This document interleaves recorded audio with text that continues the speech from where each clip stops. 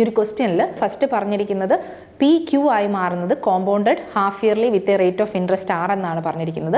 So നമുക്ക് compounded half yearly ആകുമ്പോൾ കിട്ടുന്ന amount Q is equal to P into 1 plus half yearly ആകുമ്പോൾ rate of interest half ആവും.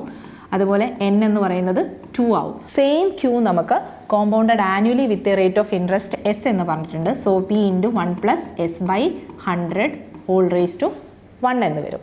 So ഈ രണ്ട് സൈഡും ഈക്വൽ ആണ്. സോ പി നമുക്ക് ഇവിടെ നിന്ന് ക്യാൻസൽ ചെയ്യാം.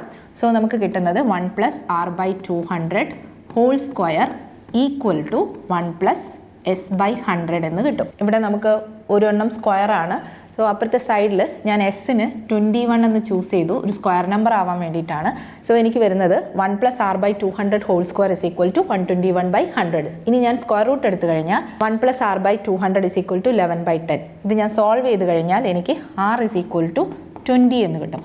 സോ ഞാൻ എസ്സിന് 21 ചൂസ് ചെയ്തപ്പം ആറിൻ്റെ വാല്യൂ 20 ആണ്. So R is less than S. So option C is the correct answer.